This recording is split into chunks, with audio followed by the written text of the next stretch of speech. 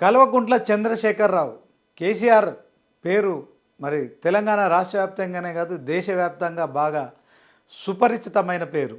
ఆయన మరి గత 4 దశాబ్దాలుగా రాజకీయాల్లో ఒక రాజనీతిజ్ఞుడిగా పేరొందాడు. అపర చాణక్యుడిగా, అపర భగీరథుడిగా ఆయన తెలంగాణ రాష్ట్రంలో మరి తీసుకున్న నిర్ణయాలు కావచ్చు, మరి ఏదైతే కాళేశ్వరం ప్రాజెక్టు నిర్మాణం కావచ్చు, అలాంటి కేసీఆర్ మరి ఒక 25 ఇయర్స్ అంటే ఒక 25 సంవత్సరాలుగా కూడా ఆయన తెలంగాణ రాజకీయాలను శాసిస్తున్నారని చెప్పుకోవచ్చు.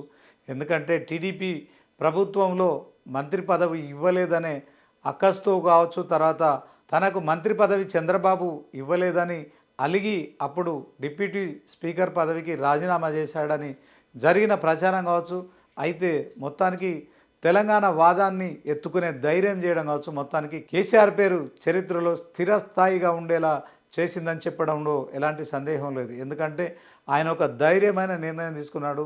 ఆ సాహసోపేతమైన నిర్ణయం వెనుక మరి మొత్తానికి టీఆర్ఎస్ పార్టీ ఆవిర్భావం కావచ్చు, ప్రత్యేక తెలంగాణ పోరాటం కోసం ఎంచుకున్న మార్గం కావచ్చు, సో 14 ఏళ్ళు ఉద్యమం నడపడం కావచ్చు, తర్వాత ఆ ఉద్యమ ఊపులో మరి ఎక్కడ కూడా అహింసకు తావు లేకుండా మరి ఒంటి చేత్తో ఆయన తెలంగాణ ప్రజల్ని కావచ్చు, టీఆర్ఎస్ పార్టీని కావచ్చు మరి శాసించారు. అదే క్రమంలో ఆయన తెలంగాణ ముఖ్యమంత్రిగా, తెలంగాణ తొలి సీఎంగా కావచ్చు, అలాగే మలి సీఎంగా అంటే 2 సార్లు 2014లో 63 ఎమ్మెల్యేలు గెలిచిన టీఆర్ఎస్ పార్టీ 2018కి వచ్చేసరికి ముందస్తు అసెంబ్లీ ఎన్నికలకు పోయిన క్రమంలో కూడా 88 ఎమ్మెల్యే సీట్లు గెలవడం, మరి ఆయన పనితీరు కావచ్చు, మరి మొత్తానికైతే తెలంగాణ ప్రజలంతా ఆయన వెంట ఉన్నారు. ఇదే క్రమంలో కేసీఆర్ వెంట మరి తెలంగాణ ప్రజానీకమంతా అడుగులో అడుగేసి నడిచారు.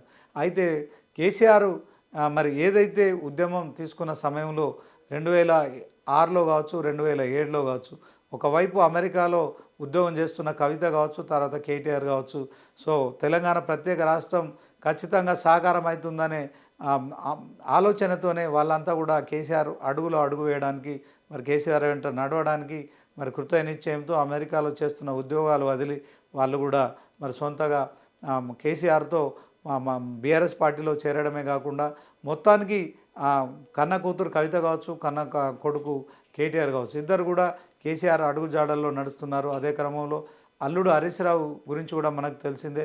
పార్టీ పెట్టినప్పటి నుంచి కూడా ఆయన కేసీఆర్తోనే ఉన్నారు. 25 ఏళ్ల ప్రస్థానంలో ఆయన కూడా మరి నిజంగా ఉమ్మడి ఆంధ్రప్రదేశ్లో కావచ్చు, తర్వాత తెలంగాణ రాష్ట్రంలో కావచ్చు కేసీఆర్తో పాటు మరి 24 అవర్స్ ఉంటున్నారు.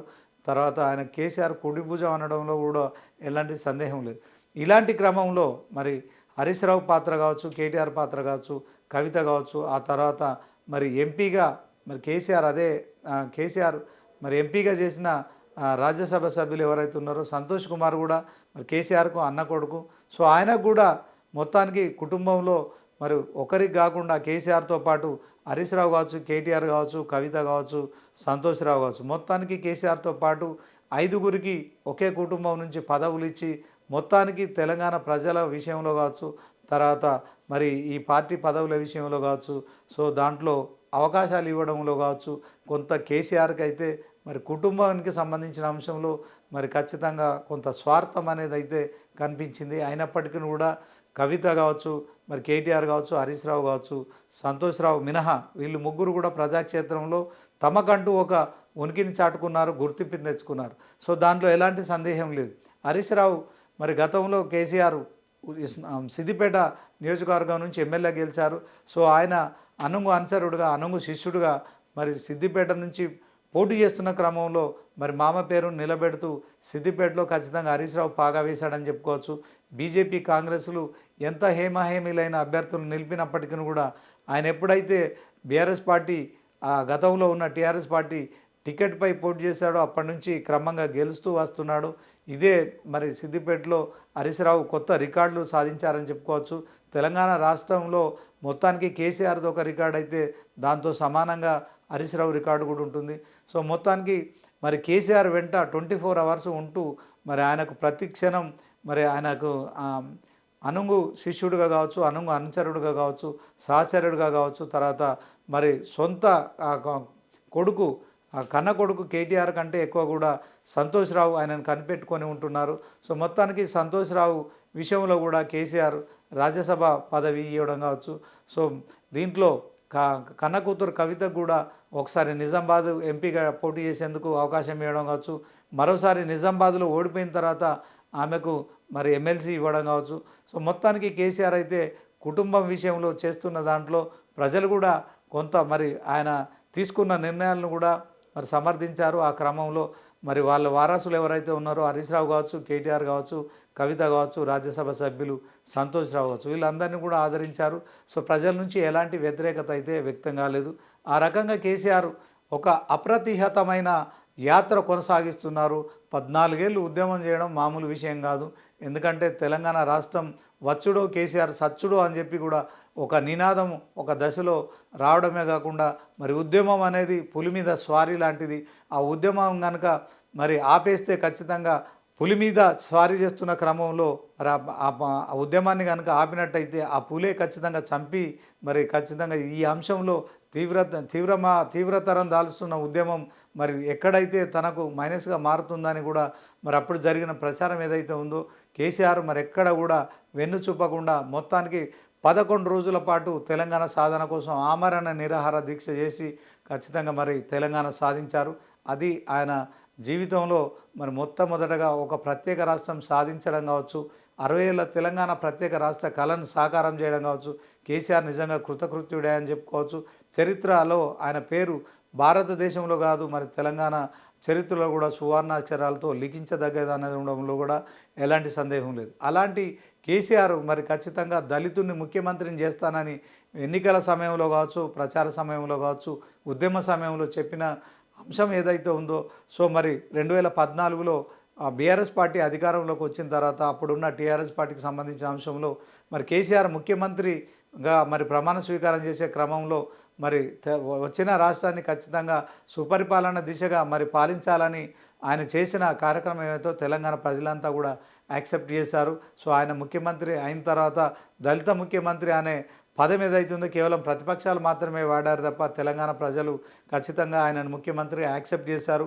ఒక ఉద్యమ నాయకుడు ఒక ముఖ్యమంత్రిగా మరి ప్రత్యేక తెలంగాణ రాష్ట్రంలో కేసీఆర్ చిరస్థాయిగా ఉంటారు, అందులో ఎలాంటి సందేహం లేదు.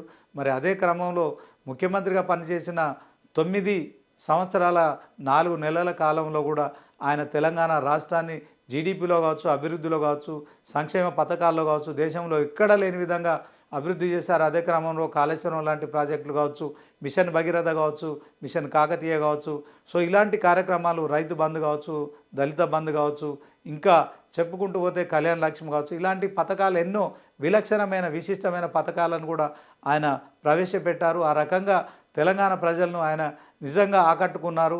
ఇక అదే క్రమంలో కాళేశ్వరం ప్రాజెక్టు ఏదైతే ఉందో మరి 1,00,000 కోట్లతో నిర్మించాలని మరి గోదావరి నది నీరంతా కూడా సముద్రంలో కలిసిపోతుంది. మరి తలాపునే గోదావరి ఉన్న తాగేందుకు మరి నీటి బొట్టు కూడా దొరకట్లేదని మరి గతంలో పాడుకున్న ఏవైతే పాటలు ఉన్నాయో ఆ పాటలకు కూడా చరమగీతం పాడారు. సో అలాంటి అంశంలో మరి తెలంగాణ రాష్ట్రానికి ఉన్న ఏకైక నది గోదావరి, తర్వాత కృష్ణాకు సంబంధించిన అంశంలో కూడా మరి కొంత అది ఎగువ వైపున ఉంటుంది, ఇది దిగువ వైపున ఉంటుంది కనుక గోదావరి నీటిని మళ్లించితే తప్ప తెలంగాణ సస్యశ్యామలం కాదని కూడా ఆయన భావించారు. 2014 ముందు తెలంగాణ పరిస్థితులు మరి ఖచ్చితంగా కొంత దయనీయమైన పరిస్థితులు ఉండే తెలంగాణ పూర్తిగా ఎడారిగా మారిపోతున్న పరిస్థితి. ఆ అంశంలో ఉద్యమకారుడుగా కావచ్చు, ఉద్యమ నాయకుడుగా కావచ్చు, మరి తెలంగాణ అంతా కలియదిరుగుతున్న క్రమంలో ఆయన ప్రతి సన్నివేశాన్ని కూడా బాగా అబ్జర్వ్ చేశారు. సో ఖచ్చితంగా గోదావరి నీటిని వినియోగించాలని ఆలోచన చేసి కాళేశ్వరం అనే ఒక ఎత్తిపోతల ప్రాజెక్టుకి అయితే మరి అంకురార్పణ చేశారు. 2016లో మరి ఆయన ప్రాజెక్టుకు శంకుస్థాపన చేసి అతి వేగంగా ప్రాజెక్టును నిర్మించి మరి ఖచ్చితంగా తెలంగాణ సస్యశ్యామలం చేయాలని చేసిన ఆలోచన కావచ్చు. మరి 1 కోటి ఎకరాలు మాగాణం చేస్తే తప్ప తెలంగాణలో రైతుల ఆత్మహత్యలాగవు. ఇలాంటి మరి దీంట్లో అప్పుల బాధల నుంచి రైతులు విముక్తులు కాదని చెప్పి ఆలోచించిన నేపథ్యంలోనూ కాళేశ్వరం అనే ఒక ఎత్తిపోతల ప్రాజెక్టుకు మరి ఆయన డిజైన్ చేశారు. అపర భగీరథుడై కూడా మరి అది శరవేగంగా పూర్తి చేసేందుకు కూడా ఆయన ఉపక్రమించారు. ఇదే క్రమంలో 2016లో మొదలుపెట్టిన ప్రాజెక్టు 2019లో పూర్తి చేయడం కావచ్చు. సో దానికి అనుబంధంగా కూడా రిజర్వాయర్లు కావచ్చు, మరి టన్నెల్స్ కావచ్చు, అండర్ టన్నెల్స్ కావచ్చు, గ్రావిటీ కెనాల్స్ కావచ్చు, ఎక్కడికక్కడ మరి ఎత్తిపోసేందుకు మోటార్లు అమర్చడం కావచ్చు, దానికి సంబంధించిన సబ్స్టేషన్లు నిర్మించడం కావచ్చు, ఎక్కడో కాళేశ్వరం దగ్గర నిర్మించిన మేడిగడ్డ నుంచి మొదలుకొని మేడిగడ్డ నుంచి ఎత్తిపోసి అన్నారంకు కావచ్చు, తర్వాత అన్నారం నుంచి సుందిలకు కావచ్చు. సో గోదావరి నదిపై 3 బ్యారేజీలు నిర్మించారు. ఎందుకంటే ఎక్కడికక్కడ నీళ్ళు ఆగాలి, వర్షాకాలంలో నీటినంతా పంపు చేసుకుంటేనే మరి ఖచ్చితంగా తెలంగాణలో ఉన్న రిజర్వాయర్లన్నింటినీ నింపిన తర్వాత తెలంగాణలో నీటి కష్టాలు తీర్చాలని ఆయన భావించారు. గతంలో గోదావరి నిజంగానే ఒక జీవనదిలా ఉండే గోదావరి మరి కేవలం వర్షాకాలంలో మాత్రం వరదల నేపథ్యంలోనే అది జీవనదిగా కనిపించేది. మిగతా కాలం అంతా కూడా మరి నిర్జీవంగా కనిపిస్తూ మొత్తానికి ఆ జీవకళను కోల్పోయిన సందర్భంలో మరి కేసీఆర్ చేసిన కాళేశ్వరం ప్రాజెక్టుతో గోదావరి నదికి జీవకళ సంతరించుకుంది. సో ఇదంతా ఒక చరిత్ర. మరి ఈ చరిత్రలో ఆయన కూడా ఒక చరిత్రకారుడుగా కూడా తెలంగాణ రాష్ట్ర చరిత్రలో ఆయన ఉంటారు. అయినప్పటికీ కూడా మరి ఇక బండ్లు ఓడలు అవుతాయి, ఓడలు బండ్లు అవుతాయి. సో ఆయన ఉద్యమ నాయకుడిగా ఉన్నప్పుడు ప్రజలంతా 4 కోట్ల ప్రజలంతా కూడా ఆయన అడుగులో అడుగేసి నడిచారు. ఆ తర్వాత తెలంగాణ ముఖ్యమంత్రిగా ఉన్న సందర్భంలో కూడా మరి ఆయనకు మొదటిసారి కంటే రెండోసారి ఎక్కువ మెజార్టీ ఇచ్చి ఎక్కువ మంది ఎమ్మెల్యేలను గెలిపించి మరి కేసీఆర్ పాలనను మరొకసారి కూడా ప్రజలు మరి పూర్తి స్థాయిలో స్వాగతించారు. ఆ రకంగా కేసీఆర్ 2018లో ఒక సాహసం చేశారు. ముందస్తు ఎన్నికలకు వెళ్ళారు. 8 నెలల సమయం ఉన్నప్పటికీ కూడా దేశంలో ఏ ముఖ్యమంత్రి ఏని సాహసం చేసి మరి అప్పటికే మరి ఆయన ఎన్నికలకు వెళ్ళడం కావచ్చు. మరి మొదటిసారి 63 స్థానాలతో గెలిచిన టీఆర్ఎస్ పార్టీ రెండోసారి 88 స్థానాలు గెలుచుకోవడం కావచ్చు. టీఆర్ఎస్ పార్టీని ప్రజలు ఆదరించారు, హక్కున చేర్చుకున్నారు. కేసీఆర్ను ఉద్యమ నాయకుడిగా తెలంగాణ సీఎంగా యాక్సెప్ట్ చేశారు. ఇదంతా జరిగిన తర్వాత మరి ఏదైతే 10 ఏళ్ల తర్వాత తెలంగాణ వచ్చిన తర్వాత ముచ్చటగా మూడోసారి జరిగే ఎన్నికల్లో మరొకసారి కూడా బీఆర్ఎస్ పార్టీ అప్పుడున్న టీఆర్ఎస్ పార్టీ కావచ్చు, ఇప్పుడున్న బీఆర్ఎస్ పార్టీ ఖచ్చితంగా 100 సీట్లు గెలుస్తుంది, మరోసారి మేమే అధికారంలోకి వస్తామని చెప్పి కూడా ధీమా వ్యక్తం చేశారు. బీఆర్ఎస్తో పాటు కేసీఆర్ కూడా మరి 100 సీట్ల పైగా గెలవబోతున్నాం, క్లీన్ స్వీప్ చేయబోతున్నామని చెప్పి ఒక కాన్ఫిడెన్స్గా చెప్పారు. దాంట్లో మొత్తానికైతే తెలంగాణ ప్రజలు మరి కొంత ఎమ్మెల్యేల పనితీరు కావచ్చు, తర్వాత మరి మొత్తానికి కాంగ్రెస్ ఇచ్చిన ఆకర్షణీయమైన పథకాలు కావచ్చు. సో మా బీఆర్ఎస్ పార్టీని ప్రతిపక్షంలో కూర్చుండబెట్టారు. అదే క్రమంలో కేసీఆర్ను కూడా ప్రతిపక్ష నాయకుని హోదాకు పరిమితం చేశారు. సో ఇదంతా చరిత్ర, ఇది అందరికీ తెలిసిందే. కానీ ఇప్పుడు బీఆర్ఎస్ పార్టీలో మరి కొంత కేసీఆర్కు అన్ని రకాలుగా కూడా ఇబ్బందులు మరి ఎదురయ్యని చెప్పుకోవచ్చు. ఎందుకంటే ఆయన ఇందాకనే చెప్పుకున్నట్టు తెలంగాణలో అనేది సువర్ణ అక్షరాలతో లిఖించదగిన చరిత్ర అయినప్పటికీ కూడా ఇప్పుడు సో మొత్తానికి కుటుంబంలో వివాదాలతో మరి కొంత కేసీఆర్ సతమతం అవుతున్నారు, కొంత ఇబ్బందులు పడుతున్నారు. మరి కల్వకుంట్ల కవిత మొత్తానికి ఎమ్మెల్సీగా ఉన్న క్రమంలోనే ఆమె మరి బీఆర్ఎస్కి సంబంధించిన రజతోత్సవ వేడుకలు జరిగిన సందర్భంలో కన్న తండ్రికి ఒక లేఖ రాయడం కావచ్చు, ఆ లేఖ బహిర్గతం కావడం కావచ్చు, ఆ సమయంలో ఆమె అమెరికాలో ఉండడం కావచ్చు. సో ఆమె అమెరికా నుంచి వచ్చిన తర్వాత శంషాబాద్ ఎయిర్పోర్ట్లో మరిక కేసీఆర్ను మాత్రమే దేవుడు అంటూ మరి ఆయన చుట్టూ దయ్యాలు ఉన్నాయని చెప్పడం కావచ్చు. బీఆర్ఎస్ పార్టీలో మరి కలకలం రేగిందని చెప్పుకోవచ్చు. మొత్తానికి బీఆర్ఎస్ పార్టీలో మొదలైన కుటుంబ కలహాలు అయితే ఇప్పుడు ఆ పార్టీని మరి కొంత ఇబ్బందుల్లో పడేసాయని చెప్పుకోవచ్చు. కార్యకర్తలు కూడా అయోమయంలో పడిపోయారు. మొత్తానికి నాయకులు కూడా ఒక గందరగోళమైన పరిస్థితికి మరి గురయ్యారని చెప్పుకోవచ్చు. ఎందుకంటే కేసీఆర్ కన్న కూతురు మరి కవిత మరి సొంతగా మరి పార్టీపై చేసిన విమర్శలు ఏవైతే ఉన్నాయో, కేసీఆర్ను దేవుడు అంటూనే మరి ఆయన చుట్టూ దయ్యాలు ఉన్నాయని చెప్పడం కావచ్చు. సో మరి ఆ దయ్యాలు ఎవరనే అంశంలో కూడా కొంతకాలంగా చర్చ నడుస్తుంది. సో కవిత చేసిన ఆ దయ్యాల విషయంలో మరి అది ఇప్పుడిప్పుడే అందరూ మర్చిపోతున్నారు. సో మొత్తానికి ఆ దయ్యాలు ఎవరమ్మా అని చెప్పి కూడా సోషల్ మీడియాలో జరుగుతున్న ప్రచారం కూడా మరుగున పడిపోతున్న నేపథ్యంలో మరొకసారి కూడా ఆమె అమెరికా వెళ్ళారు. చిన్న కుమారుడు ఆర్య విద్యాభ్యాసం కోసం మరి అతని కళాశాలలో చేర్పిస్తూ మరొకసారి 15 రోజుల పర్యటన తర్వాత ఆమె నిన్న హైదరాబాద్ చేరుకున్నారు. హైదరాబాద్ చేరుకున్న క్రమంలో ఆమె హైదరాబాద్కు నిన్న 11 గంటలకు ఉదయం నివాసానికి చేరుకున్నారు. 4 గంటలకు మీడియా సమావేశం ఏర్పాటు చేశారు. ఈ సమావేశం కంటే ముందు కూడా కవిత మరొకసారి కూడా బీఆర్ఎస్ పార్టీ విషయంలో కొంత అభ్యంతరకరమైన వ్యాఖ్యలు చేశారు. ఇక ఆమె ఏర్పాటు చేసిన ఆ సమావేశంలో మరి మీడియా అడిగిన ప్రశ్నలకు మాత్రం ఆమె జగదీష్ రెడ్డి గురించి మాట్లాడడం కావచ్చు, సో లిల్లీ ఫుట్ అని వ్యాఖ్యానించడం కావచ్చు, మరొకసారి తెలంగాణ బీఆర్ఎస్లో కూడా కలకలం సృష్టించాయి. సో మొత్తానికి ఒక లిల్లీ ఫుట్ నాయకుడు చావు తప్పి కన్ను లొట్టబోయినట్టుగా ఎన్నికల్లో గెలిచాడు, నల్గొండలో పార్టీని పూర్తిగా నాశనం చేశాడని చెప్పిన నేపథ్యంలో మరి జగదీష్ రెడ్డి కూడా ఈ అంశాల్లో మరి స్పందించారు. మొట్టమొదటిసారిగా మరి ఆ కుటుంబేతర వ్యక్తి కావచ్చు, నల్గొండ జిల్లాకు సంబంధించిన మాజీ మంత్రి కావచ్చు, ఇప్పుడు సూర్యాపేట ఎమ్మెల్యే జగదీష్ రెడ్డి మరి కవిత విషయంలో మరి కనీసం తను ఆ చావు తప్పి కన్నం లొట్టబోయినట్టయినా నేను గెలిచాను, కానీ వారు అది కూడా మరి గెలవలేదు కదా అని చెప్పి చెప్పడం కావచ్చు.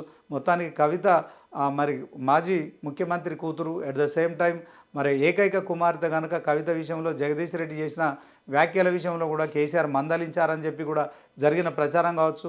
సో మొత్తానికి కవిత మాత్రం తన దూకుడు తగ్గించట్లేదు, ఎక్కడ కూడా కొంత వివాదాస్పదమైన వ్యాఖ్యలు చేస్తూ ఎప్పటికప్పుడు పార్టీలో తాను ఒంటరిని అయిపోయాననే ఫీలింగ్ కావచ్చు, తర్వాత పార్టీలో తనకు మరి ఈ గుర్తింపునివ్వట్లేదని కావచ్చు, తర్వాత తాను ఎమ్మెల్సీగా ఉన్నప్పటికీ కూడా మరి కేసీఆర్ ముఖ్యమంత్రిగా తనకు మంత్రి పదవి ఇవ్వలేదనే మరి అక్కస్ కారణంగానో లేకుంటే ఆమె మనసులో అలాంటి ఫీలింగ్ ఉందో ఏదో తెలియదు, కానీ మొత్తానికైతే కవిత అయితే కొంత బీఆర్ఎస్ పార్టీ ప్రతిపక్షంలో ఉన్నప్పుడు మాత్రం ఆమె కూడా కొంత కేసీఆర్ను ఇబ్బందులకు గురి చేసిందని స్పష్టమవుతోంది. ఇదే క్రమంలో ఆమె మరి నిన్న తన నివాసంలో మాట్లాడుతున్న క్రమంలో ఆమె మాట్లాడిన మాటలు ఏవైతే ఉందో ఇటు హరీష్ రావు అలాగే సంతోష్ రావు మరి వారిద్దరే నాన్న చుట్టూన్న దయ్యాలని చెప్పి కూడా చెప్పడం కావచ్చు. వారిపై చేసిన తీవ్ర విమర్శల నేపథ్యంలోనే ఇప్పుడు మరొకసారి బీఆర్ఎస్ పార్టీలో కూడా నిన్నటి నుంచి ఒక హైడ్రామా కొనసాగిందని చెప్పుకోవచ్చు. హైడ్రామా మీన్స్ ఒక సస్పెన్స్ వాతావరణం కొనసాగింది. మళ్ళొకసారి కవిత ఎందుకు ఇలా మాట్లాడుతుందని ఆలోచన అయితే మరి అందరిలో కలిగింది. ఇదే నేపథ్యంలోనే ఇక కేసీఆర్ ఇప్పటికే చాలా ఆలస్యం అయిపోయింది, ఇక కన్న కూతురు అయినప్పటికీ కూడా కఠిన చర్యలు తీసుకోవాలని కూడా భావించినట్టు స్పష్టమవుతుంది. సో కన్న కూతురైనా మరి కుటుంబమైనా కానీ తనకు ముఖ్యం కాదు, కేవలం పార్టీ ప్రజలు మాత్రమే ముఖ్యమని మరి బీఆర్ఎస్ పార్టీలో కావచ్చు, తర్వాత కేసీఆర్ మనసులో ఉన్న ఆలోచనగా చెప్తున్న నేపథ్యంలో కన్న కూతురు అయినప్పటికీ కూడా కఠిన నిర్ణయం తీసుకున్నారు. కవితను పార్టీ నుంచి సస్పెండ్ చేశారు. సో ఇప్పుడు ఈ సస్పెన్షన్ తర్వాత కవిత ఏం చేస్తారనేది మాత్రం మరి ఒక ఆసక్తికరమైన చర్చ కూడా కొనసాగుతుంది. సో ఇప్పటికే ఆమె బీఆర్ఎస్ ఎమ్మెల్సీగా ఉన్నారు, మరి కాసేపట్లో ఆమె రాజీనామా చేస్తారు. సో దాంట్లో ఎలాంటి డౌట్ లేదు. మరొకసారి మీడియా సమావేశం పెట్టబోతున్నారు. దీంట్లో మరి మొత్తానికి దయ్యాలు ఎవరనే అంశంలో మరి సంతోష్ కుమార్ అన్న అవుతాడు, అలాగే హరీష్ రావు బావ అవుతాడు, మనకు తెలిసిన అంశమే. దీంట్లో ఆ ఇద్దరిపై ఆమె తీవ్ర విమర్శలు చేయడం వెనుక ఆంతర్యం ఏంటనేది మాత్రం ఎట్టి పరిస్థితుల్లో మనకి ఇది బోధపడడం లేదు. ఎందుకంటే కాళేశ్వరం విషయంలో సిబిఐ ఎంక్వైరీ చేస్తుందన్న నేపథ్యంలో కవిత ఈ వ్యాఖ్యలు చేసినట్టు చెప్తున్నప్పటికీ కూడా మరి ఇలాంటి విచారణలు ఎదుర్కోవడం ఆ పార్టీకి పెద్ద ఆ పార్టీకి కానీ కవితకు కానీ తర్వాత కేసీఆర్ కానీ ఖచ్చితంగా ఇది ఒక పెద్ద అంశం కాదు. ఎందుకంటే విచారణకు పోవడం అనేది చాలా సాధారణమైన అంశం. ఎందుకంటే ఉద్యమ సమయంలో జైలుకి వెళ్ళడం కావచ్చు, మరి పోలీసుల విషయంలో కావచ్చు, మరి ఎన్నోసార్లు గొడవలు కావడం కావచ్చు.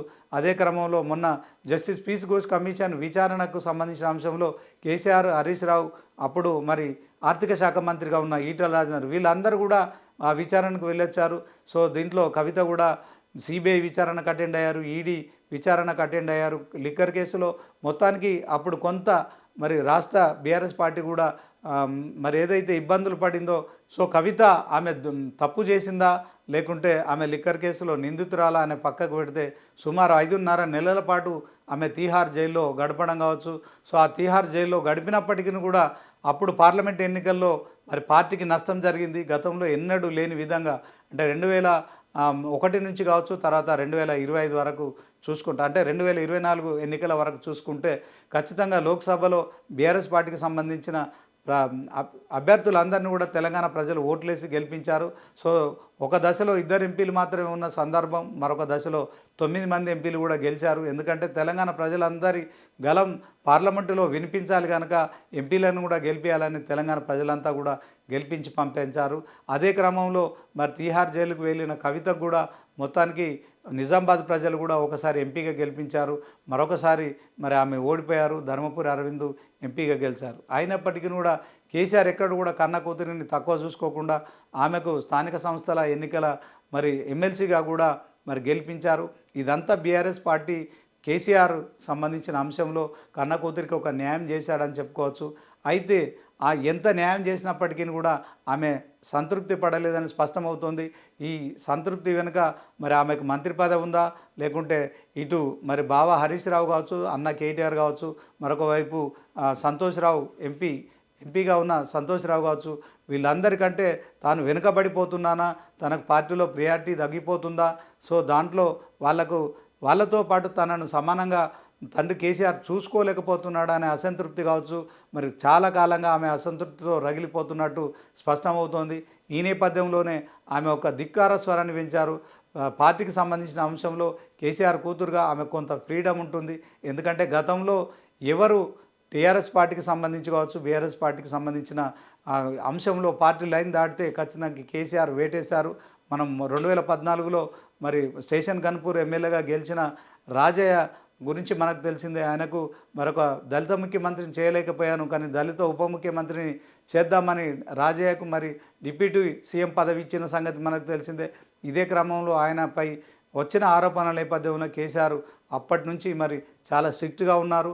గీత దాటితే వేటే అన్నట్టుగా కూడా ఆయన మరి స్టేషన్ గన్పూర్ ఎమ్మెల్యేగా ఉండి తర్వాత మరి డిప్యూటీ సీఎం పదవి నుంచి ఆయనను తప్పించారు. సో దీంట్లో మరొకసారి కూడా మరి అది 2014లో జరిగిన అంశం అయితే మరి పార్టీని మొదటి నుంచి అంటిపెట్టుకున్న ఈటెల రాజేందర్ మరి పార్టీ 2001లో పెట్టగానే ఆయన 2002లో కూడా పార్టీలో జాయిన్ అయ్యారు. హుజరాబాద్, కమలాపూర్ నియోజకవర్గాల నుంచి ఆయన బీఆర్ఎస్ పార్టీ అభ్యర్థిగా, అప్పుడు టీఆర్ఎస్ పార్టీ అభ్యర్థిగా ఇప్పటి వరకు 7 సార్లు మరి తిరుగులేని నేతగా ఎదిగారు. 7 సార్లు ఎన్నికల్లో ఎమ్మెల్యేగా గెలిచారు.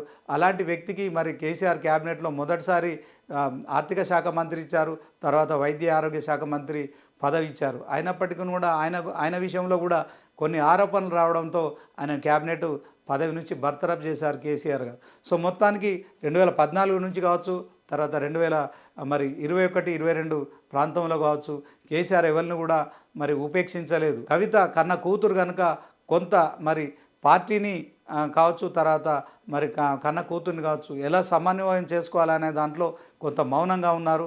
తన మౌనాన్ని ఆసరాగా తీసుకున్న కవిత కొంత రెచ్చిపోయారని చెప్పవచ్చు. కవిత రెచ్చిపోవడము మరి ఆమె కావాలని చేస్తుందా, ఆమె వెనుక ఎవరన్నా నుండి ప్రోత్సహిస్తున్నారా అనే అంశంలో మరి ఇప్పటి వరకు అయితే ఒక క్లారిటీ లేదు. ఆమె చెప్తున్న దానికి కావచ్చు, తర్వాత చేస్తున్న పనికి మాత్రం కొంత భావ సారూప్యత కనిపించడం లేదు. ఆమె వెనుక తెలంగాణ సీఎం రేవంత్ రెడ్డి ఉన్నారని ఒక ప్రచారం, తర్వాత ఆమె వెనుక బీజేపీ పెద్దలు ఉన్నారని ఒక ప్రచారం, తర్వాత కేసీఆరే ఆమెతో ఇలా మాట్లాడిస్తున్నాడని ఇంకొక ప్రచారం కావచ్చు, తర్వాత ఆమె సొంత పార్టీ పెట్టుకుంటుందని జరుగుతున్న ఇంకొక ప్రచారం కావచ్చు. ఇలా రకరకాల ప్రచారాల నేపథ్యంలోనే కవిత మరి చేస్తున్న ఆమె వ్యాఖ్యలు ఏవైతే ఉన్నాయో బీఆర్ఎస్ పార్టీలో నిజంగా అవి గాయాలుగా కూడా మనం చూడవచ్చు. ఎందుకంటే 25 ఏళ్ల బీఆర్ఎస్ పార్టీ ప్రస్థానంలో కేసీఆర్ మాటల్ని కానీ, కేసీఆర్ స్పీచ్ని కానీ ఎవరు కూడా సలహాలు సూచనలు ఇచ్చుడు ఉండదు. ఎందుకంటే ఆయన సుమారు 70 ఏళ్ళ పైబడిన వ్యక్తి, 40 సంవత్సరాలుగా కూడా రాజకీయాల్లో అనేక పదవులు అనుభవించారు. కేంద్ర మంత్రిగా కావచ్చు, రాష్ట్ర ముఖ్యమంత్రిగా కావచ్చు, మరి డిప్యూటీ స్పీకర్గా కావచ్చు, మరి మంత్రిగా కావచ్చు, ఇలా ఎన్నో పదవులను ఆయన చవి చూశారు. దాంట్లో ఆయనకు కొత్తగా ఈ పదవి చేపట్టాలనే కాంక్ష లేదు. కవిత చెప్తున్నట్టుగా ఆయనకు తిండి మీద ధ్యాస ఉండదు, డబ్బు మీద ధ్యాస ఉండదు అని చెప్తున్న క్రమంలో మరి మొత్తానికైతే కేసీఆర్ కుటుంబంలో ఏదైతే కలహాలు మొదలయ్యాయో కేసీఆర్కు మనశ్శాంతి కూడా కరువైందని చెప్పుకోవచ్చు. ఎందుకంటే ఒకవైపు కాంగ్రెస్ ప్రభుత్వం గతంలో ప్రతిపక్ష పార్టీలో ఉన్నప్పుడు ఒక ఆరోపణలు ఏవైతే చేసిందో, సో మొత్తానికి కాళేశ్వరం విషయంలో భారీగా అక్రమాలు జరిగాయి, అవినీతి జరిగింది, మేము అధికారంలోకి వచ్చిన తర్వాతగా దీనిపై దర్యాప్తు చేస్తాం, నిజాలు నిగ్గు తేలుస్తామని చెప్పి మరి కాంగ్రెస్ ప్రభుత్వం అధికారంలోకి వచ్చిన తర్వాత మరి ఒకవైపు విజిలెన్స్ ఎన్ఫోర్స్మెంట్ ఎంక్వైరీని కూడా నియమించింది. ఎట్ ద సేమ్ టైం మరి జ్యుడిషియల్ కమిషన్ కూడా నియమించింది. ఇలా 2 కమిటీలు కూడా కాళేశ్వరంలో జరిగిన అక్రమాలు కావచ్చు, అధికారుల పాత్ర కావచ్చు, దాంట్లో మరి ఎవరెవరు కీలకంగా వ్యవహరించారా అనే దాంట్లో ఒక సుమారు 1.5 ఏళ్లున్నరగా కూడా అవి సుదీర్ఘ విచారణ కొనసాగింది. జస్టిస్ పీస్ ఘోష్ కమిషన్ నివేదిక మరి మొన్ననే తెలంగాణ అసెంబ్లీలో చర్చ జరిగిన సంగతి మనకు తెలిసిందే.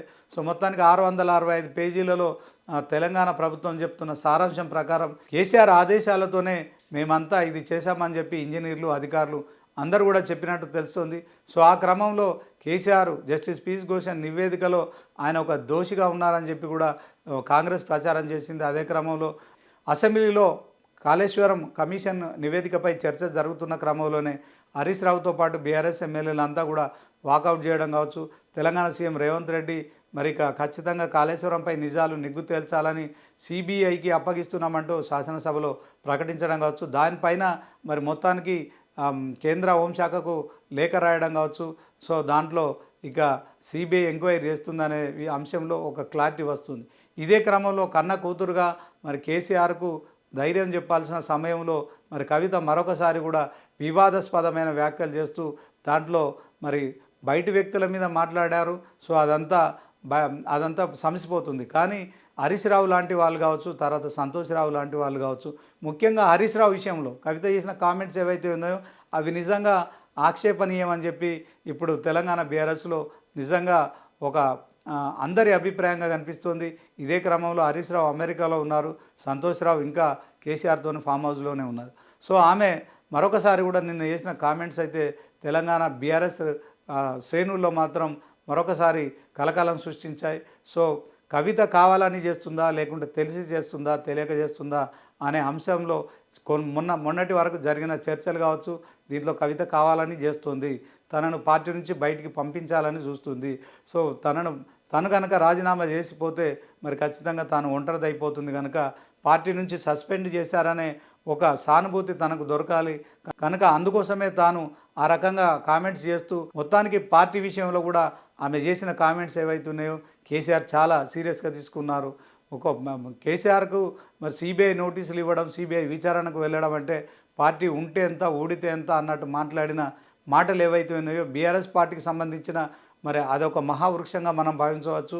సో ఆ మహావృక్షం కింద మరి ఆమె కూర్చున్న కొమ్మనైతే నరుకుంది, అందులో ఎలాంటి డౌట్ లేదు. ఎందుకంటే ఆమె తెలంగాణ జాగృతితో కార్యక్రమాలు చేస్తున్నప్పటికీ తెలంగాణ బీఆర్ఎస్ శ్రేణులు ఎవరు కూడా ఆమెను కలవట్లేదు, ఆమె చేస్తున్న కార్యక్రమాలకు హాజరు కావట్లేదు. అయినప్పటికీ కూడా కేసీఆర్ను సమర్థిస్తున్నట్టుగా, కేసీఆర్కు లైన్లోనే వెళ్తున్నట్టుగా బీసీ రిజర్వేషన్లు కావచ్చు, బీఆర్ఎస్ పార్టీ లైన్ నా లైన్ అని చెప్పుకుంటూ ఆమె చేస్తున్న కార్యకలాపాల విషయంలో కావచ్చు కొంత మరి ఒక తండ్రిని సమర్థిస్తూ ఎట్ ద సేమ్ టైం కన్న తండ్రి కేసీఆర్ను కూడా సమర్థిస్తూ తెలంగాణ సీఎంను విమర్శిస్తూ ఆమె కొన్ని కార్యక్రమాలు చేసినప్పటికీ కూడా బీఆర్ఎస్ శ్రేణులు ఎవరు కూడా ఆమెను ఆదరించలేదు, ఆమె దరికి కూడా చేరట్లేదు.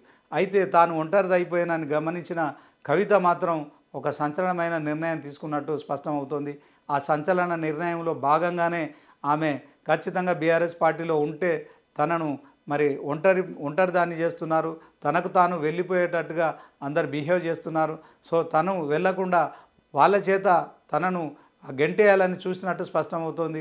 ఇదే క్రమంలో కేసీఆర్ మరి కవిత మనస్తత్వం తెలుసు కనుక, ఆమె మెంటాలిటీ తెలుసు కనుక మరి ఇక పార్టీకి నష్టం జరుగుతున్న ఆమె వ్యాఖ్యలు కావచ్చు, ఆమె చర్యలు కావచ్చు ఎక్కువ రోజులు ఉంటే మరింత పార్టీకి నష్టం జరిగే అంశం ఉంటుంది కనుక మరి హరీష్ రావును టార్గెట్ చేయడము అంటే అది నాట్ ఓన్లీ జోక్. ఎందుకంటే కేసీఆర్, హరీష్ రావు మరి ఇద్దరు రెండు శరీరాలైనప్పటికీ కూడా ఇద్దరు ఆత్మలు ఒకటే అని చెప్పడంలో ఎలాంటి సందేహం లేదు. ఎందుకంటే కేసీఆర్ తెలియకుండా హరీష్ రావు ఏం చేయడు, హరీష్ రావు తెలియకుండా కేసీఆర్ ఏం చేయడు. కన్నా కొడుకు కేటీఆర్ కానీ, తర్వాత కట్టుకున్న భార్య శోభమ్మ కానీ, తర్వాత కన్న కూతురు కవితమ్మ, వీళ్ళకి తెలియని విషయాలన్నీ కూడా మామ అల్లుళ్ళు మరి కేసీఆర్ హరీష్ రావుల మధ్య జరుగుతూ ఉంటాయి. ప్రతిసారి ఏ ఆపద వచ్చినా కూడా మరి ఈ 25 సంవత్సరాలలో ట్రబుల్ షూటర్గా పేరున్న హరీష్ రావు మొత్తానికైతే కేసీఆర్ తర్వాత ఆయనదే ప్రధాన భూమిక అని చెప్పడంలో ఎలాంటి సందేహం లేదు. అయితే కవిత ఎవరిని టచ్ చేయకూడదో వాళ్ళనే టచ్ చేసింది. సో సంతోష్ రావు మీద ఆమె ఆరోపణలు చేసిన తెలంగాణ రాష్ట్ర వ్యాప్తంగా బీఆర్ఎస్ పార్టీలోనే అతని ప్రవర్తన కరెక్ట్ లేదు, మంత్రులను కలవనియడు, తర్వాత చాలామందిని ఇబ్బంది పెడతాడు. సో దీంట్లో కేసీఆర్కు, మిగతా నాయకులకు, నేతలకు, తెలంగాణ ప్రజలకు కూడా ఒక గ్యాప్ క్రియేట్ చేస్తున్నాడని ఇన్నాళ్ళు సంతోష్ రావు ప్రచారం చేసి ఆమె కనుక సంతోష్ రావు విషయంలో కామెంట్ చేస్తే అది ఎవరు పట్టించుకునేవారు కాదు. కానీ ఆమె ఏకంగా హరీష్ రావునే టార్గెట్ చేసింది. దాంట్లో మరి ఆమె టార్గెట్ చేసిన తర్వాత ఆమె చేసిన తీవ్రమైన పదజాలంతో చేసిన వ్యాఖ్యలు ఏవైతే ఉన్నాయో నిజంగా వాస్తవానికి హరీష్ రావు విషయంలో చేసిన ఆ తీవ్రమైన పదజాలంతో కూడుకున్న వ్యాఖ్యలు ఏవైతే ఉన్నాయో నిజంగా బీఆర్ఎస్ పార్టీలో మరి కొంత ఆగ్రహాన్ని కలిగజేసాయని చెప్పుకోవచ్చు. ఈ క్రమంలో హరీష్ రావుకు కొంత క్లీన్ ఇమేజ్ ఉంటుంది. మరి కేటీఆర్కు కావచ్చు, తర్వాత కవిత కావచ్చు, కవిత లిక్కర్ కేసులో జైలుకు వెళ్ళొచ్చారు. అదే క్రమంలో ఇప్పుడు మరి కేటీఆర్ కూడా ఫార్ములా ఈ రేస్ విషయంలో మరి ఇప్పటికే ఏసీబీ ఎదుట విచారణకు హాజరయ్యారు. అదే క్రమంలో ఆయన టెలిఫోన్ ట్యాపింగ్ కూడా పాల్పడ్డాననే ఆరోపణలు కావచ్చు. సో ఒకవైపు కాంగ్రెస్ ప్రభుత్వం ఇప్పుడు కాళేశ్వరం విషయాన్ని సిబిఐకి అప్పగించడం కావచ్చు, తర్వాత మరొక వైపు టెలిఫోన్ ట్యాపింగ్ అంశం కావచ్చు, ఇంకొక వైపు ఫార్ములా ఈరేస్ కావచ్చు, మరి కేసీఆర్తో పాటు మరి కవిత అలాగే కేటీఆర్ వీళ్ళందరూ కూడా కొన్ని అభియోగాలు ఎదుర్కొన్నారు. కవిత ఏకంగా 5.5 నెలల పాటు జైలుకు వెళ్ళారు. సో ఇదంతా జరిగిన తర్వాత కూడా ఆమె జైలుకు వెళ్ళినప్పటికీ లోక్సభలో ఆ కారణంగా సీట్లు రాకపోయినప్పటికీ కూడా కేసీఆర్ మరి కొంత మౌనంగా ఉన్నారు. కవిత విషయంలో ఏం చేయలేక మరి కన్న కూతురిపై చర్యలు తీసుకుంటే ప్రతిపక్షాలు ఎలా కన్న కూతుర్ని కూడా మరి ఈయన దయ చూపడని చెప్పి కూడా ప్రచారం చేస్తారేమో, తనపై మరి విమర్శలు చేస్తారేమో అని చెప్పి కొంతకాలం మౌనంగా ఉన్నాడు. ఆ ఓటమిని కూడా కొంత మరి ప్రతిపక్షాలైన బీజేపీ కాంగ్రెస్లు అప్పుడు మరి ఎంపీ ఎన్నికల్లో దాన్ని అడ్వాంటేజ్గా వాడుకున్న మౌనంగానే ఉన్నాడు. సో మొత్తానికి మొదటిసారి బీఆర్ఎస్ పార్టీకి లోక్సభలో ఒక్క అభ్యర్థి కూడా గెలవకున్నప్పటికీ కూడా ఆయన మౌనం మునిగానే ఉండిపోయాడు, ఫామ్ హౌస్లోనే ఉండిపోయాడు. సో ప్రధాన ప్రతిపక్ష పాత్రకు పరిమితం తెలంగాణ ప్రజలు చేసినప్పటికీ కూడా కాంగ్రెస్కు కొంత సమయం ఇద్దాము అని చెప్పి కూడా మరి 100 రోజుల్లో 6 గ్యారెంటీలు అమలు చేస్తామని కాంగ్రెస్ అధికారంలోకి వచ్చినప్పటికీ కూడా ఆ 100 రోజులు కాదు, ఇప్పుడు నిజంగానే 500 రోజులు గడిచిపోయినప్పటికీ కూడా 6 గ్యారెంటీల విషయంలో కేసీఆర్ ఎక్కడ కూడా ప్రజల మధ్యకు వచ్చి ఎక్కడ కూడా మరి ప్రత్యక్షంగా విమర్శలు చేయలేదు. ఒకవైపు హరీష్ రావు కేటీఆర్లను మాత్రమే మరి ఫామ్ హౌస్కు పిలిపించుకొని ఈ సమయంలో మరి ఇప్పుడు వర్షాలు పడుతున్నాయి, యూరియా కష్టాలు ఉన్నాయి, ఇలాంటి ప్రజలకు సంబంధించిన ప్రధాన ప్రతిపక్ష పాత్ర పోషించాలి కనుక వాళ్ళిద్దరిని సమాయత్తం చేశారు. మిగిలిన వారిని కూడా జగదీష్ రెడ్డి కావచ్చు, తర్వాత మాజీ మంత్రులందరినీ కూడా ఎక్కడికక్కడ ఏం చేయాలనే దిశానిర్దేశం చేస్తున్నారు. సో ఆయన ఫామ్ హౌస్ నుంచి బయటికి రాకున్నా కానీ కొంత అనారోగ్యపరమైన ఇబ్బందులను ఎదుర్కొంటున్నప్పటికీ కూడా కేసీఆర్ ఎక్కడ కూడా ప్రజల విషయంలో దృష్టి మరల్చకుండా మరి పార్టీ శ్రేణుల్ని, పార్టీ నాయకుల్ని, పార్టీ నేతల్ని ఎప్పటికప్పుడు సన్నద్ధం చేస్తూ ప్రభుత్వంపై ప్రతిపక్ష పాత్ర కావచ్చు, ప్రజల గొంతుకను వినిపించే కార్యక్రమం చేస్తున్నారు. సో దాంట్లో తెలంగాణ ప్రజలు కూడా మరి ఖచ్చితంగా ఇప్పుడున్న పరిస్థితుల్లో కాంగ్రెస్ కంటే బీఆర్ఎస్కు కొంత ప్రజలు ఇమేజ్ ఎక్కువ ఉంది. ప్రజలు మరొకసారి కనుక ఎన్నికలు వస్తే బీఆర్ఎస్కే పట్టం కడతారని ప్రచారం కూడా జరిగింది. దీనిలో ప్రభుత్వం నిర్వహించిన సర్వేలో కావచ్చు, అలాగే మరి కేసీఆర్ సర్వేలో కావచ్చు, ఖచ్చితంగా బీఆర్ఎస్ పార్టీ స్థానిక సంస్థల ఎన్నికలు కావచ్చు, తర్వాత మరి రానున్న శాసనసభ ఎన్నికల్లో బీఆర్ఎస్ అధికారంలోకి వస్తుందని చెప్పి కూడా ప్రచారం జరుగుతున్న నేపథ్యంలో కన్న కూతురు చేసిన ఏదైతే వ్యాఖ్యలు కావచ్చు, తర్వాత ఆ పార్టీలో తీవ్రమైన దుమారాన్ని లేపాయి. ఇదే క్రమంలో కన్న కూతురుపై కన్న తండ్రి కేసీఆర్ మరి కఠిన నిర్ణయం తీసుకున్నారు, పార్టీ నుంచి సస్పెండ్ చేశారు. ఇక ఇది ముగిసిపోయిన అధ్యాయం అని చెప్పుకోవచ్చు. బీఆర్ఎస్ పార్టీలో కల్వకుంట్ల కవిత తెలంగాణ మాజీ సీఎం కూతురిగా కావచ్చు, మాజీ ఎంపీగా కావచ్చు, ఇప్పుడు మాజీ ఎమ్మెల్సీగా కూడా కాబోతున్నారు కనుక ఆమె ఏం చేస్తుందనే అంశంలో ఇప్పుడు అందరి దృష్టి కేంద్రీకృతమై ఉంది.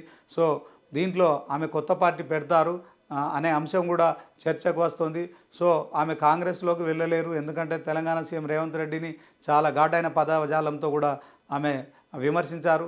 అఫ్కోర్స్ అదే సమయంలో తాను తీహార్ జైల్లో ఉన్నప్పుడు మరి ఖచ్చితంగా బీజేపీలో బీఆర్ఎస్ పార్టీని విలీనం చేస్తారని జరిగిన ప్రచారం కావచ్చు. సో తాను ఆ ప్రతిపాదనను తిరస్కరించాను, సో తన ఎమ్మెల్సీ పదవి కావచ్చు, తర్వాత రాజీనామా చేస్తానని చెప్పడం కావచ్చు, ఆ ప్రతిపాదనను తాను పూర్తిగా వ్యతిరేకించానని ఆమె 2-3 సార్లు కూడా ఆ విషయాన్ని చెప్పడం కావచ్చు. ఈ అంశాన్ని కూడా మరి ఏపీ ఎంపీ మరి సీఎం రమేష్ కూడా ధృవీకరించడం కావచ్చు. సో ఇట్లాంటి అంశాలన్నీ జరుగుతున్న నేపథ్యంలో బీఆర్ఎస్ పార్టీకి మాత్రం కొంత మరి ప్రజల్లో డ్యామేజ్ అవుతున్నట్టు స్పష్టమవుతోంది. అధికారంలో ఉన్న కాంగ్రెస్ దాన్ని ఖచ్చితంగా ప్రజల్లోకి తీసుకెళ్లేందుకు కూడా సిద్ధమవుతోంది.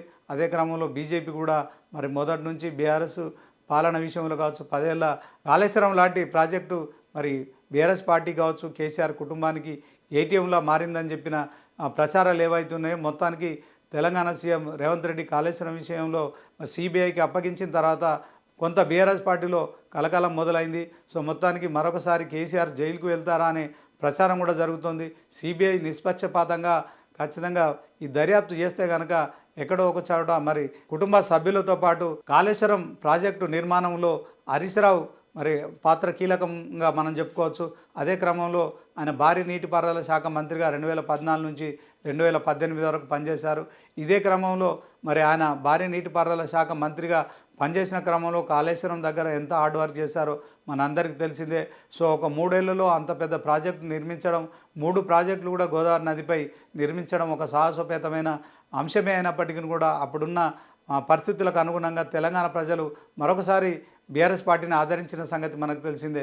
సో ఆ సమయంలోనే మరి మెగా కృష్ణారెడ్డి కావచ్చు, ఎల్ఎన్టీ సంస్థ కావచ్చు, సో ఈ కాళేశ్వరంలో పాల్పంచుకున్న ఇంజనీర్లు కావచ్చు, ఆ అధికారులు కావచ్చు, మొత్తానికి అందరూ కూడా మేడిగడ్డ దగ్గర మరొక 2 పిల్లర్లు కుంగుబాటు గురవడం కావచ్చు, ఒక పిల్లర్ పగుళ్ళు రావడం కావచ్చు, సో కాంగ్రెస్ అధికారంలోకి వచ్చిన తర్వాత విచారణ చేస్తామని చెప్పిన అంశంలో కావచ్చు, విజిలెన్స్ అండ్ ఎన్ఫోర్స్మెంట్ మరి విచారణ పూర్తి అవ్వడం కావచ్చు, justice PC Ghosh judicial commission నివేదిక కూడా దానిపై రావడం కావచ్చు, మొత్తానికి బీఆర్ఎస్ పార్టీని ఇప్పుడు అన్ని రకాలుగా కూడా వెంటాడుతున్న సమయంలో కన్న కూతురు కవిత కూడా కన్న తండ్రి కేసీఆర్ను మరి టార్గెట్ చేసినట్టు స్పష్టమవుతుంది. సో ఆమె టార్గెట్ మరి హరీష్ రావా, సంతోష్ రావా, లేకుంటే గుంటకంట్ల జగదీష్ రెడ్డి, మరి దీంట్లో ఎవరిని కూడా మనం తక్కువ అంచనా వేయడానికి వీల్లేదు. ఎందుకంటే అందరూ కూడా ఉద్యమం చేశారు, అందరూ కూడా మరి కేసీఆర్తో నడిచారు, ఇప్పటికీ కేసీఆర్తోనే ఉన్నారు. సో వాళ్ళందరినీ కూడా ఆమె టార్గెట్ చేయడం అంటే కేసీఆర్ను టార్గెట్ చేయడమే కనుక ఆమె మరి కేసీఆర్ను టార్గెట్ చేశారు. ఆ క్రమంలో కన్న తండ్రి సెంటిమెంటును వాడుతూనే మరొక వైపు వ్యతిరేక కార్యక్రమాలు చేయడం, పార్టీ ప్రతిష్ట దిగజార్చే విధంగా మాట్లాడడం కావచ్చు, ఆ పార్టీలో అయోమయం సృష్టించడం కావచ్చు. సో మొత్తానికి బీఆర్ఎస్ యాంటీగా ఆమె కొన్ని కార్యక్రమాలు చేసినట్టు స్పష్టమవుతోంది. అయితే ఇక ఇదంతా మరి ఉపేక్షిస్తే లాభం లేదని చెప్పి కేసీఆర్ ఒక సంచలనమైన నిర్ణయం తీసుకున్నారు. సో ఆమెను పార్టీ నుంచి సస్పెండ్ చేశారు. ఇక కవిత ఖచ్చితంగా కొత్త పార్టీ పెడుతుంది, అందులో ఎలాంటి డౌట్ లేదని కూడా ఒక ప్రచారం జరుగుతుంది. ఇక ఆ పార్టీ పేరు కూడా తెలంగాణ బహుజన సమితి అని కూడా మరి ప్రచారం జరుగుతున్న నేపథ్యంలో నిజంగా కవిత కొత్త పార్టీ పెడుతుందా, లేకుంటే ఇంకో పార్టీలకు వెళ్తుందా, కవిత ముందున్న కింకర్తవ్యం ఏంటిది అనేది మాత్రం ఇప్పుడు ఒక సస్పెన్స్ కొనసాగుతుంది. కానీ కవిత ఎలాగ తనను పార్టీ నుంచి సస్పెండ్ చేశారు కనుక ఇక ఎవరి గురించి ఆలోచించదు, ఇక ఎక్కడ కూడా ఆలస్యం చేయదు, ఖచ్చితంగా ఏదో ఒక ప్రకటన చేస్తుంది. ఆ ప్రకటన పార్టీ ప్రకటన అవుతుందా, వేరే పార్టీలోకి చేరుతుందా, మొత్తానికి ఎలాంటి సంచలనాలు క్రియేట్ చేస్తుంది అనేది మాత్రం ఆసక్తికరంగా మారిందని చెప్పుకోవచ్చు.